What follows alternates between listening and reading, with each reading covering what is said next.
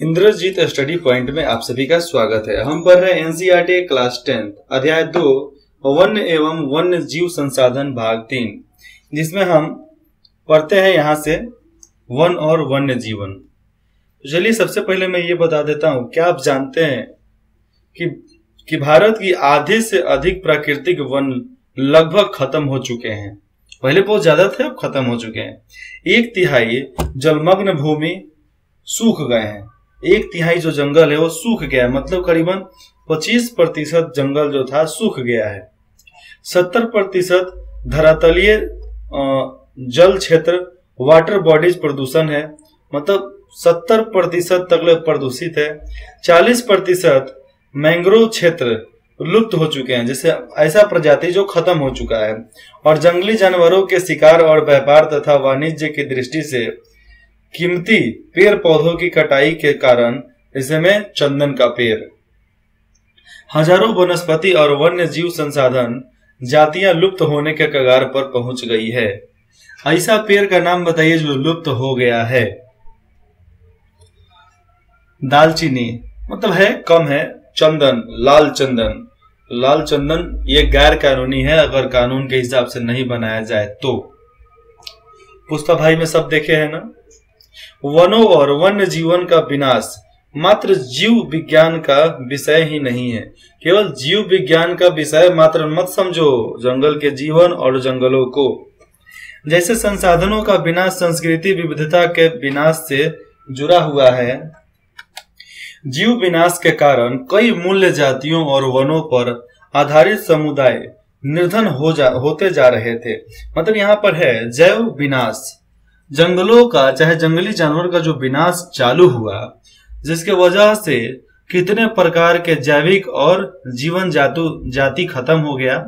लेकिन जंगलों पर आधारित जितने समुदाय थे जो केवल जंगलों पर ही निर्भर हुआ करते थे, उन लोगों की हालत पंचर हो गई थी, हालत खराब हो गई थी, आर्थिक स्थिति उनकी खराब हो गई थी। आप एक देखोगे, वेब सीरीज नहीं है, मूवीज है, वीरप्पन। तो वीरप्पन मूवीज में आपको समझ में आएगा कि सरकार जंगल के निवासियों के लिए क्या क्या किया था। इतना गलत किया था कि एक साधारण सा लड़का, एक आम लड़का वीरप्पन डाकू बन गया, जिसको पकड़ने की औकात भारत की पुलिस में नहीं थी। लेकिन फिर बाद में उसमें स्पाई लगाया गया, तब जाकर वीरप्पन को मारा गया। आज भी वीरप्पन का लाश किसी को नहीं मिला है।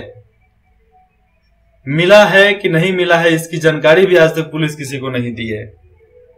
तो ऐसा आदमी कैसे बन गया? भैया आप सब चीज दो तो कोई काहे को खड़ा होगा। अब देखो, इतना ज्यादा रावण कितना ज्यादा पढ़ा लिखा था, बहुत ज्यादा प्रकांड पंडित था, पूरा भक्त था, फिर भी मरा कि नहीं मरा? क्यों? अत्याचार करोगे तो तुम्हारे अत्याचार को खत्म करने वाला दूसरे जगह पर पैदा हो चुका है। यह समुदाय खाने पीने, औषधि, सांस्कृतिक, आध्यात्मिक इत्यादि के लिए वनों और वन्य जीवों पर निर्भर हैं। खाने पीने जो भी है जंगलों पर ही निर्भर हैं। गरीब वर्गों में भी महिलाएं पुरुषों की तुलना में अधिक प्रभावित है। कई जातियों में खाना, चारा, जल, कई जातियों में खाना इंसानों के लिए, चारा जानवरों के लिए, जल दोनों के लिए। अन्य आवश्यकताओं की वस्तुओं को इकट्ठा करने की मुख्य जिम्मेदारी महिलाओं की ही होती है। और बाकी मर्द क्या करते थे लोग? मर्द जाएंगे जंगल, जानवर को मार के लाएंगे और सब मिलकर पका कर खाएंगे। कहां पे? आग पे।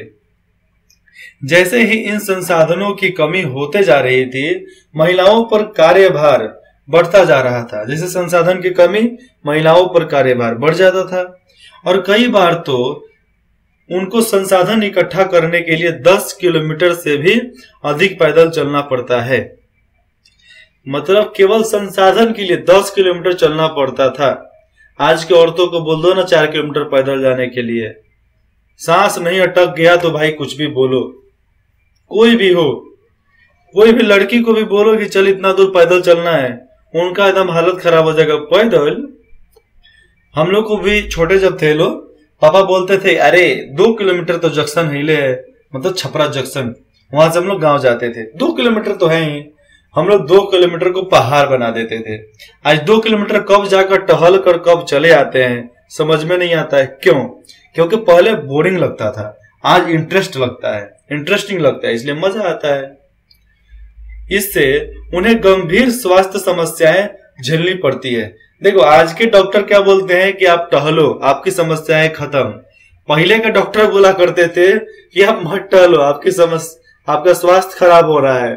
क्योंकि पहले के लोग इतना मेहनत कर देते थे जितना वो लोग खा नहीं पाते थे। जैसे मैं समझो 10 किलोमीटर पानी लाने आने में, दिन भर अपना पूरा इलाका छान मारने में करीबन 30 से 40 किलोमीटर वो लोग रोज चल डालते थे। चलो उतना नहीं चले, 20 किलोमीटर रोज चले, चलो 20 भी नहीं चले, 15 किलोमीटर रोज चले। 15 किलोमीटर चलना कोई आम बात नहीं होता है। 1 किलोमीटर क्रॉस करने में, जाने में 20 मिनट लगता है, ठीक है। तो आप 15 दूनी 30, 20 मिनट लगता है ना। तो 1 घंटा में 3 किलोमीटर आदमी जाता है, 1 घंटे में 3 किलोमीटर। तो करीबन ये लोग कितना 5 घंटा तो लगा देते हैं केवल आने जाने में, खत्म। बाकी सब काम अपना देख रेख में, रख रखाव में। फिर ये लोग और भी कुछ काम करते थे जिससे इन लोगों का पूंजी हो, तो उसमें इन लोगों को बहुत ज्यादा मेहनत हो जाता था। लेकिन मैंने कभी ऐसा नहीं बोला कि काम करते रहोगे तो आपका स्वास्थ्य खराब हो जाएगा, कभी नहीं। चलिए आपको एग्जाम्पल अपने घर से देता हूं। हमारे दादा पहले खेत में काम किया करते थे। तो हमारे बड़े पापा तो बोला करते थे कि खेत में जाते हैं और उल्टा सीधा कुछ भी करके चले आते हैं, हई हाउ हाउ, बहुत सारा उल्टा भला बुरा बोलते थे। तो हुआ क्या कि एक बार गुस्से में आकर उन्होंने बोला ठीक है अब खेत में ना जाएंगे। तो वो खेत में जाना बंद कर दिए। तो धीरे धीरे उनके पैरों में सूजन हो गया, चलना उनका बंद हो गया। हमेशा वो बिछौने पर पड़े रहते थे, इसलिए उनके बैक चुत्तर पे घाव हो गया, बड़ा सा घाव हो गया। और वो घाव खत्म हुआ, घाव छूटा और बाबा मेरे सिधार गए, ऊपर चले गए यमराज जी के पास। और एक हमारी बड़ी मम्मी है। तो बड़ी मम्मी जब खेत में काम किया करती थी, मतलब खेत था उतना था जितना खेती बाड़ी करने से स्वास्थ्य ठीक रहेगा। तो वो जब काम करती थी तो एकदम फिट थी, एकदम, ना चलने में, ना बैठने में, ना कूदने में, ना फानने में, कपड़ा खींचने, मछली बनाने, कितना भी देर बैठा दो कोई कुछ नहीं, कुछ भी बीमारी नहीं था। लेकिन उनके बेटा, 2 बेटा, एक का नाम था चंदन भाई, एक का नाम था संदीप। तो ये लोग क्या करते थे, ये लोग बोलते थे कि इतना ज्यादा काम कर रहा था रे, तू ही अकेले बैठे बारे काम करे खातिर, बाकी लोग घर भर के काम नहीं करत। ये सोच सबसे खराब चीज है। अरे भैया कोई नहीं कर रहा है, मानते हैं, हम फिट हैं, हम करने लायक है तो हम करेंगे। तो यही कारण था कि ये लोग काम ही नहीं करने देते थे, और काम करने पर गाली देंगे तो बोलते क्या थे, टंगड़ी तूर के बैठा देंगे, ना टंगड़िया रही ना तू जैबू वहां काम करे खातिर। तो ऐसे बोल बोल कर उनको बैठा दिया लोग। घर का बंटवारा हो गया, घर का क्या जमीन का भी बंटवारा हो गया, जिसके वजह से हुआ क्या, वो घर पे बैठ गई। समझो कि जो रोज उतना काम करता है अचानक से घर पे बैठ जाएगा। मतलब जो 10 कट्ठा जमीन में अकेले काम करता हो, 10-15 कट्ठा जमीन में, वो 1 कट्ठा जमीन में अब काम करता हो। वर्कलोड कितना, डायरेक्ट 90% खत्म, बचा कितना 10%। तो 10% 2 साल तक उनको फिट रखा, 3 साल तक फिट रखा। 3 साल के बाद पैरों में सूजन, उनका चलना बंद, फिरना बंद। अब पैरों में घाव हो गया, मतलब घुटना पे सूजन, पूरा सूज गया, दर्द करता है। मतलब उनको चलने में दिक्कत, खाना खाती है तो पचता नहीं है, बाथरूम जाती है तो ठीक से उठ बैठ नहीं होता है, सीढ़ी ढंग से चढ़ नहीं पाती हैं, वजन बढ़ गया है, जिसकी वजह से उनको बहुत दिक्कत है। आज बताओ ये दिक्कत किसके वजह से है, उनके पति की वजह से कि उनके दोनों बेटे की वजह से। आज घुटना में दर्द है तो दोनों भाई लोग क्या बोलते हैं, ये खिलाना है तो ठीक हो जाएगा, वो खिलाना है ठीक हो जाएगा, हाई डॉक्टर हाउ डॉक्टर। जो पति देव जी है मेरे बड़े पापा जी, वो भी बोलते हैं कि हाई से ठीक होगा, सुई दवाई करते रहते हैं, तब भी ठीक नहीं होता है। क्यों नहीं होता है, क्योंकि आप लोग इतना ना उनको बद्दुआ दे चुके हो कि बद्दुआ कटने में टाइम लगता है। लेकिन अब उम्र भी हो गया है, इसलिए अब ठीक नहीं होने वाला। इसीलिए मैं बोलता हूं जो जो काम कर रहा है, जिस दिन वो काम छोड़ेगा उस दिन शरीर कहेगा अब तेरे को हम बैठा देंगे, तू बैठ गया हम तेरे को बैठा देंगे। इसलिए कोई काम कर रहा है, भले 4 रुपया नुकसान ही हो जाए चलेगा, लेकिन उसको बैठने मत दो। आराम से चलेगा फिरेगा, उसको कोई बीमारी नहीं होगा। लेकिन आदमी बैठ गया तो दिक्कत है भैया। वन कटाई के परोक्ष परिणाम, जंगल के कटाई का उसका उल्टा परिणाम क्या पड़ा? हमारे गांव में बाढ़ आ गया। हमारे गांव में बाढ़ आया, हमारे गांव में नहीं, स्थानीय इलाका में बाढ़ आ गया। जहां पर भी नदी तटीय इलाका है, बाढ़ आ गया। बारिश कम, भूखा सूखा, लोग मरने लगे, जानवर मरने लगे। सबसे खराब तो लगता है जानवर मरता है ना तो लोग फेंक देते हैं। सोचो ना, फेंक कैसे देते हैं, यही समझ में नहीं आता है। जैसे सूखा और बाढ़ में भी गरीब तबके को सबसे अधिक प्रभावित करता है। जो सूखा और बाढ़ है गरीब लोगों को सबसे ज्यादा नुकसान पहुंचाता है, तो यही दो है, सूखा और बाढ़। इस स्थिति में गरीबी पर्यावरण निम्नीकरण का सीधा परिणाम होता है। भारतीय उपमहाद्वीपों में जंगल और जंगल जीवन संसाधन, जंगल जीवन मानव जीवन के लिए क्या है? बहुत कल्याणकारी है। यहाँ पर बताया जा रहा है कि भारत जैसे समृद्ध देशों में जंगल और जंगल मनुष्यों के लिए सबसे ज्यादा कल्याणकारी, सबसे ज्यादा महत्वपूर्ण है। अतः यह आवश्यक है कि वन और वन्य जीवन के संरक्षण के लिए सही नीति अपनाई जाए। मतलब ये जरूरी हो जाता है कि जंगलों और जंगलों के संरक्षण के लिए, जंगलों को बचाने के लिए, जंगल के जीवन को बचाने के लिए हमें सही नीति अपनानी पड़ेगी, अच्छा काम करना पड़ेगा। भारत में वन और वन्य जीवन का संरक्षण, भारत में जंगल और जंगल के निवासियों का, जंगल जीवों का संरक्षण कैसे हुआ, अब ये जानते हैं। वन्य जीवन और वनों में तेज गति से हो रहे ह्रास के कारण इनकी संरक्षण बहुत आवश्यक हो गई है।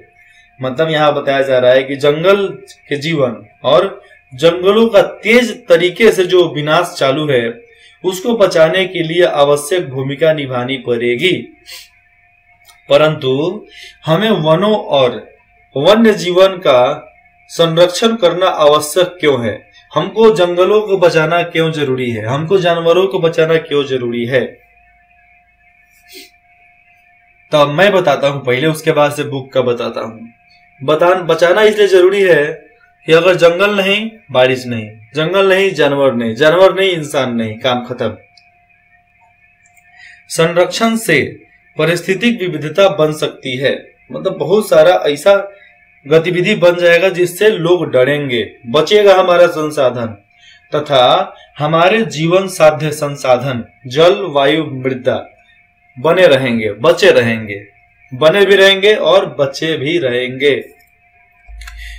और बचे रहेंगे तो यह विभिन्न जातियों में बेहतर जनन के लिए वनस्पति और पशुओं में जिन्स विविधता को भी संरक्षित करती है। और बचे रहेंगे तभी तो हम वनस्पति को आगे निकाल सकते हैं। फिर जो वनस्पति जो खत्म होने वाला है उसका दूसरा फॉर्म, उसका दूसरा जनरेशन निकाल सकते हैं। पशु अपने गैमेट स्पर्म की वजह से नया पशु पैदा कर सकता है। इंसान अगर ठीक से नहीं रहेंगे तो उनका बच्चा उच्चा कहाँ से होगा? उदाहरण के तौर पे हम कृषि में अभी भी पारंपरिक फसलों का उस पर निर्भर हैं। मतलब आज भी हम लोग खेती में पारंपरिक फसलों का ही इस्तेमाल करते हैं। जैसे में चावल, गेहूं, मक्का, बजरा, बंठी, टंटी, ढोइचा, पटुआ और बताऊं रहरी, मसूर, भिंडी, टांडी, कांदा, ओल, प्याज, लहसुन, मरिचा, धनिया और क्या है, मक्का के बाद जई है, जई के बाद और आ जाता है आपको आम आ गया। मतलब फल में भी आता है ना सब चीज। जलीय जीव विविध मोटे तौर पे मछली पालन बनाए रखने पर निर्भर करता है। जलीय जीव क्या होता है? जलीय जीव मोटे तौर पर मछली पालन करके बनाया गया है। जैसे मैं वो पोखरा कोई खोदवा दिया, उसको घेरवा दिया, घेरवा कर मछली को उसमें डाल दिया, मछली बड़ी हो जाएगी, उसको मार के बेच देगा, काम खत्म। तो मत्स्य पालन भी प्रथम श्रेणी में आता है। हमें भी पालना है मछली। मतलब मुझे क्या करना है, एक पोखरा डलवाना है, पोखरा के चारों तरफ खेती करवा देना है। खेती करने के लिए पानी कहाँ जाएगा? पोखरा में से। ज्यादा बारिश होगा तो पानी कहाँ जाएगा? पोखरा में। मतलब पानी पोखरे से निकालकर पोखरे में पहुंचा देना है और उसमें मछली भी डालना है, मछली भी मारना है। और जो कचरा निकलता है ना नीचे से, देखो जब पानी लगता है कहीं भी तो नीचे का जो कचरा होता है उसको निकालना है। निकाल कर हम एक मशीन में डालेंगे, रोटर में डालेंगे। तो उसको रोटर मतलब एक बड़ा सा जार भी बनवाएंगे। तो उसमें वो कचरा को डालेंगे पहले। कचरा डालने के बाद मैं उसमें गोबर डालूंगा। गोबर के बाद पोटाश डालेंगे। पोटाश के बाद क्या डालेंगे? सड़ा हुआ फल डालेंगे, सड़ा हुआ सब्जी डालेंगे और उसको करीबन 25 दिन तक उसमें मिलाएंगे। मिलाने के बाद उसको मशीन के द्वारा बाहर निकाल लिया जाएगा और निकालकर खादर के रूप में उसका इस्तेमाल कर लिया जाएगा। तो जब बुद्धि रहेगा तब ना कोई इस्तेमाल करेगा जी।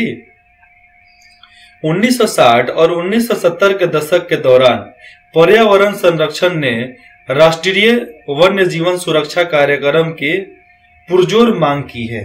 फिर से सुनो यहाँ पे, 1960 से 70 के दशक के दौरान पर्यावरण संरक्षकों ने, जो पर्यावरण के बचाने के लिए कुछ काम कर रहे थे, राष्ट्रीय वन्य जीवन सुधार कार्यक्रम की पुरजोर मांग की है कि भैया हमको जंगलों के बचाने का अधिकार दिया जाए। तब भारतीय वन्य जीवन शरण अधिनियम लागू हुआ 1972 में लागू किया गया, जिसमें वन्य जीवों के आवास रक्षण के अनेक प्रावधान थे।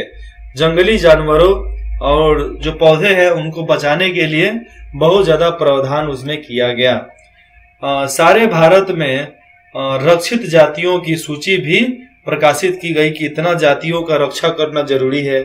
इस कार्यक्रम के तहत बची हुई संकटग्रस्त जातियों के बचाव पर, शिकार प्रतिबंधन पर, वन्य जीवन आवासों का कानून रक्षण तथा जंगली जीवों के व्यापार पर रोक लगाने आदि पर प्रबल जोर दिया गया।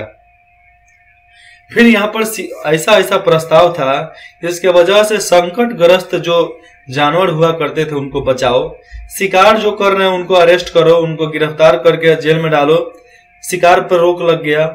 वन्य जीवन का जितने भी जंगली जानवर का आवास, मतलब जंगल कटाई हो रही थी, जंगल कटाई बंद हो गई। जंगल में जो अवैध व्यापार हो रहा था उसको रोक दिया गया। जो स्मगलिंग का काम हो रहा था, स्मगलिंग का काम रोक दिया गया। तत्पश्चात उसके बाद केंद्रीय सरकार और कई राज्य सरकार ने राज्य उद्यान और वन्य जीव पशु विहार, इसको बोलते हैं सेंचुरी स्थापित किए। क्या किए? सेंचुरी स्थापित किए, जिनके बारे में आप पहले पढ़ चुके हैं। पहले आप इसके बारे में नहीं पढ़े हैं, मैं बताता हूं। पशुओं के बारे में पढ़े, पशु विहार के बारे में पढ़े हैं, लेकिन पूरा डिटेल्स में अभी तक नहीं पढ़े हैं। पशु विहार का शायद आगे पढ़ने को मिलेगा। पशु विहार में आ जाता है उनको घूम घूम कर अपना चारा खाने का, जो मन करता है वो खा सकते हैं। तो पूरा डिटेल्स में नहीं बताया गया है। केंद्रीय सरकार ने कई परियोजनाओं को भी घोषित किया, जिनका उद्देश्य गंभीर खतरे में पड़े कुछ विशेष वन्य प्राणियों को रक्षण प्रदान करना था। जो भी उस श्रेणी में आता था, उस सूची में आया, उसको रक्षा करना जरूरी था।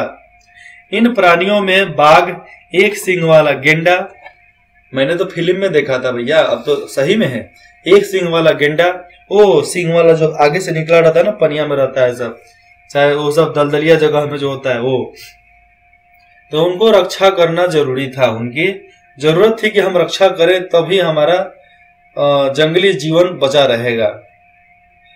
कश्मीरी हिरण एक इतना सुंदर हिरण हुआ करता था ना, अभी भी है, कम है, बहुत कम है। अथवा हंगूल क्या है? एक तरह से हिरण के जैसा ही दिखता है हंगूल। 3 प्रकार के मगरमच्छ, कैसे? स्वच्छ जल मगरमच्छ, लवणीय जल मगरमच्छ और घड़ियाल।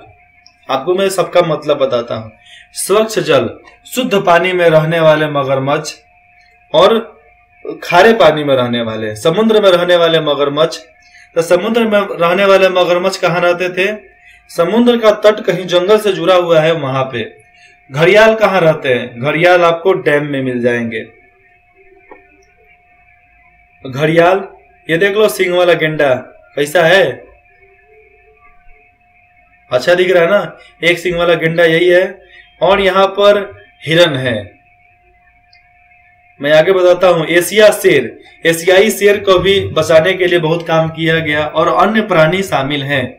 इसके अतिरिक्त कुछ समय पहले भारतीय हाथी, काला हिरन, चिंकारा, भारतीय गोंडावन, बुरस्टोड और हिम तेंदुआ जो बर्फीले जगह पर होता है आदि के शिकार और व्यापार पर संपूर्ण अथवा आंशिक प्रतिबंध लगाकर कानूनी रक्षण दिया गया। कानून के वजह से उनको रक्षा दिया गया, सुरक्षा दिया गया, जिसके वजह से आज सब बच पाए हैं।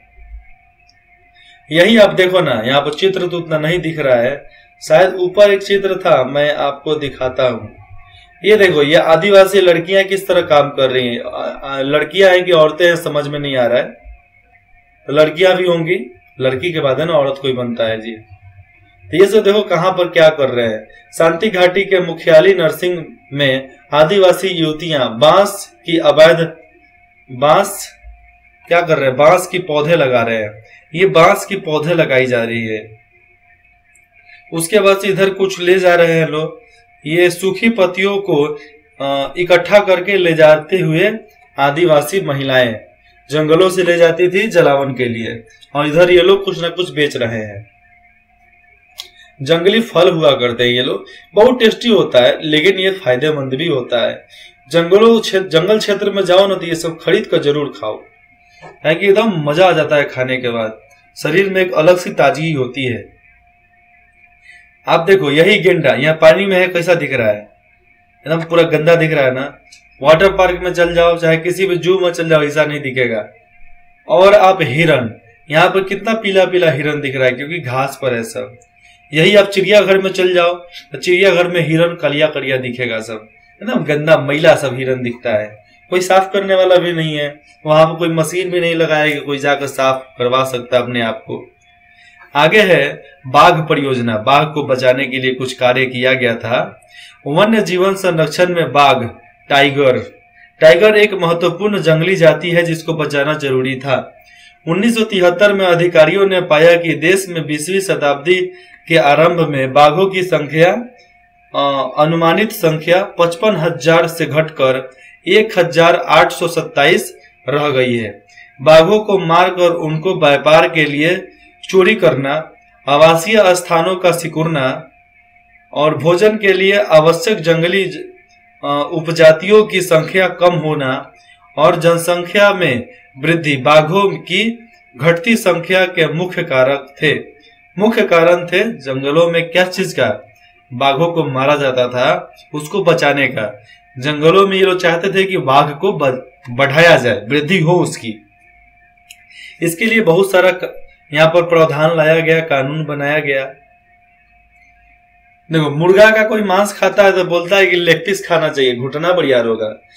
बकरी का जो खाता है उसको बोलता है लोग कि उसका करेज खाना चाहिए, दिल बढ़िया होगा, फेफड़ा बढ़िया होगा। मूड़ी खाने से दिमाग बढ़िया होगा, घुटना पैर खाने से घुटना बढ़िया होगा, ऐसा बोला जाता है। साउथ वाले लोग मछली का दिमाग खाते हैं, खाली खोपड़ी खाते हैं, और सबसे ज्यादा चश्मा उन्हीं लोग को लगा रहता है। क्यों लगा रहता है? क्योंकि ढेर दिमाग खाते हैं, इसलिए। सबसे ज्यादा पढ़ने वाले लोग उधर मिलेंगे, क्योंकि उधर तो लड़ना फरना तो था नहीं, लड़ाई उतनी होती नहीं थी, इसलिए उतना लोग लड़ने के इंटरेस्टेड नहीं थे। तो सब लोग पढ़ने में लग गए, सब लोग वेद क्या क्या लिख डाले, वेद पुराण, बहुत सारा ग्रंथ लिखा उन लोगों ने। आगे की बात मैं बता दूं तो समझो कि उस समय अगर बाघ का मांस कोई खाता था तो कितना टेस्टी लगता होगा। समझो कि एक चिकन पका के खाते हैं तो इतना टेस्टी लगता है। तो एक टाइगर, सबसे खतरनाक जानवर, टाइगर को हम पकड़ें और उसमें मांस लगाकर उसको हम पकाएं, फिर उसको नोच नोच कर खाएं, मजा आ जाएगा। सोचो बस, केवल सोचने के अलावा कुछ नहीं कर सकते। बाघों की खाल का व्यापार जूता, चप्पल, कपड़ा बनाने के लिए पहले तो लोग अपने कुर्सी का, सोफा का ऊपर में नहीं, जो आज कपड़ा लग जाता है ना, पहले सोफा के ऊपर बाघ का खाल लगवा देते थे। घर में टांग कर रखते थे कि भैया हम राजपूत हैं, हम ठाकुर हैं, हम अमीर हैं, इसीलिए हम लगवाएंगे। आज नहीं है, उतना प्रचलन नहीं है। आज उतना जितना का लड़का ना उतना का झुंझुना हो जाएगा, इसलिए कोई करता ही नहीं है ना वैसा।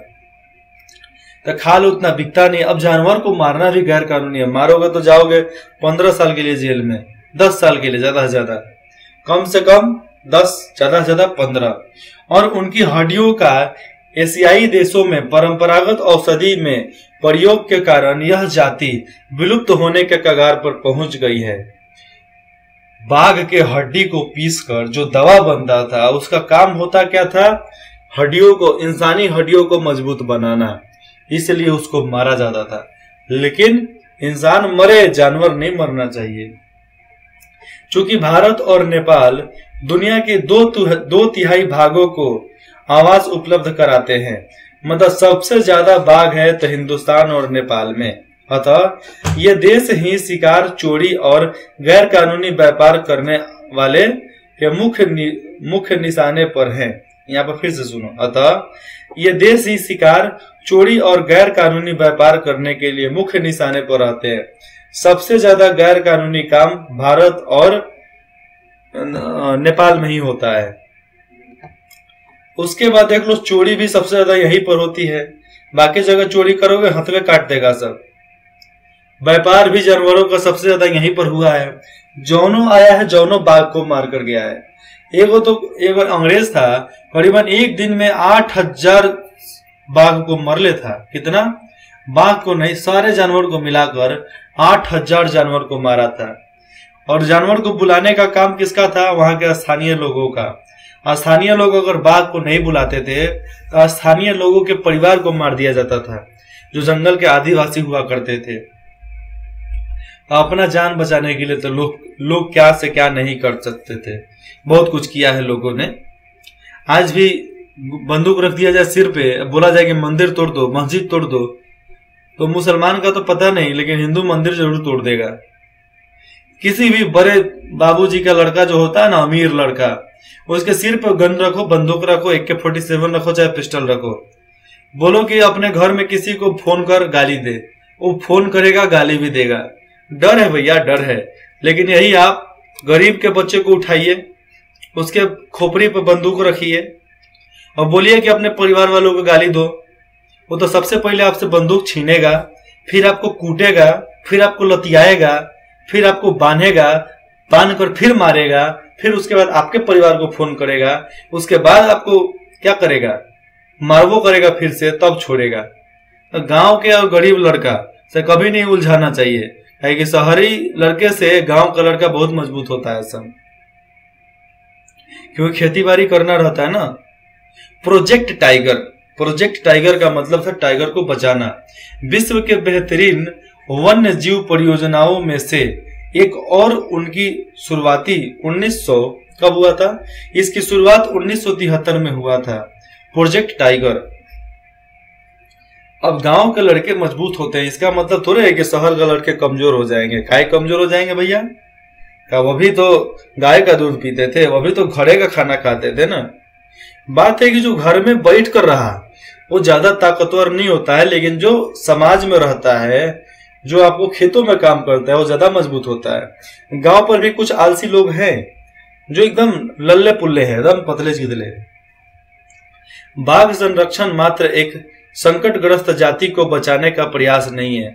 बाघ संरक्षण केवल संकटग्रस्त जानवरों को बचाने के लिए नहीं है, अपितु इसका उद्देश्य बहुत बड़े आवास से जैव जाति को भी, मतलब जो जीवन जाति है, चाहे जंगली प्रजाति है, उसको भी बचाना है।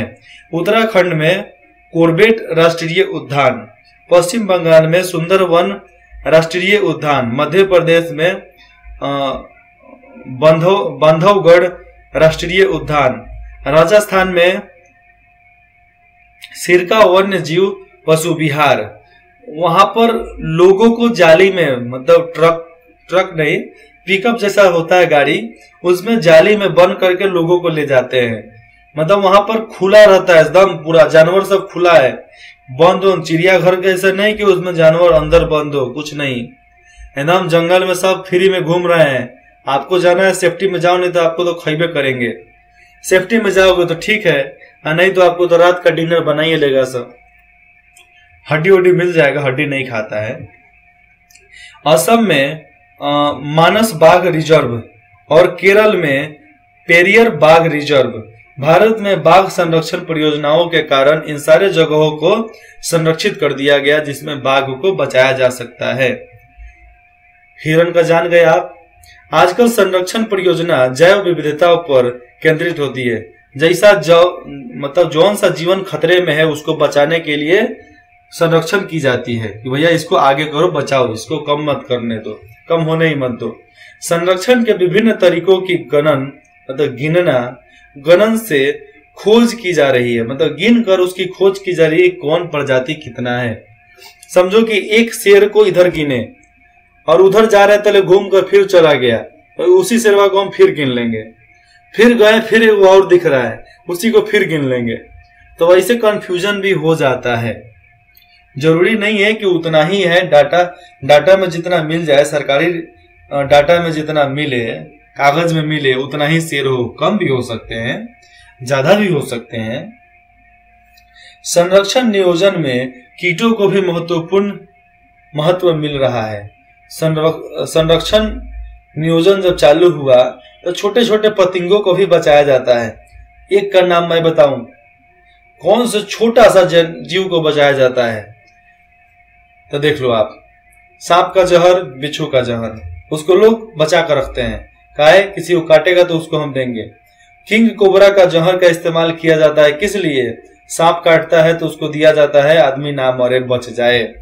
क्योंकि लोहा को लोहा, पेड़ को पेड़, तो जहर को जहर ही काटता है। एंटीडोट बनाकर उसको दिया जाता है। वन्य जीव अधिनियम 1980 और 1986 के तहत सैकड़ों तितलियों को बचाया गया, पतंगों को बचाया गया जो लाइट पे उड़ा करते हैं। भृगो को भी बचाया गया, छोटा छोटा कीट पतंगा था। और ड्रैगन फ्लाई को भी संरक्षित जातियों में शामिल किया गया। यह भी खत्म होने के कगार पर थे। अब ये खत्म हो जाते अगर नहीं बचाया जाता तो। 1991 में पौधों की भी 6 प्रजाति 1991 में पौधों के 6 प्रजातियों को पहली बार इस सूची में रखा गया कि उनको भी बचाना है। तो 6 प्रजाति कौन थे जिसको बचाने के लिए सरकार ने अपने सूची में ले लिया कि इनको भी संरक्षित करना है। क्रियाकलाप। भारत में वन्य जीव, पशु विहार और राष्ट्रीय उद्यानों के बारे में जानकारी प्राप्त करें और इनकी स्थिति मानचित्र पर अंकित करें, कहां कहां क्या क्या है।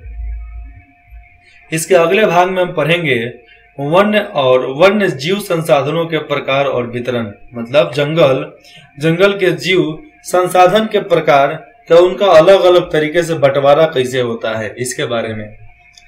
तो इंद्रजीत स्टडी पॉइंट में जुड़ने के लिए आप सभी का बहुत बहुत धन्यवाद। आशा करता हूं कि आपको जो कुछ भी डाउट हो आप बेझिझक कमेंट करके बता सकते हैं। मैंने धीरे पढ़ाया, समझकर पढ़ाया, आपको भी समझाया। थोड़ा समय लगता है, नहीं तो मैं आऊं बगड़ बगड़ बगड़ बगड़ बोल दूं भागर बिल्ले जैसा और चला जाऊं, क्या फायदा भाई? कुछ मिलेगा? कुछ नहीं मिलेगा। ऐसे ही बताना रहता तो मैं टॉपिक लिख कर आता और टॉपिक में बोलता और उसके अनुसार सारा टॉपिक आपको बोलकर सुना देता, चला जाता। इस तरह कॉलेज में लेक्चर चलता है। कॉलेज में लेक्चर में भी लोग समझ जाते हैं क्योंकि वो लोग बहुत ऊपर लेवल पर होते हैं। इसलिए इंद्रजीत से आपको कुछ भी चाहिए, मतलब इस पोर्टल से, तो आप कांटेक्ट करने के लिए indrajitstudypoint@gmail.com पर भी मैसेज कर सकते हैं। डिस्क्रिप्शन में मेल बॉक्स दिया गया है। धन्यवाद।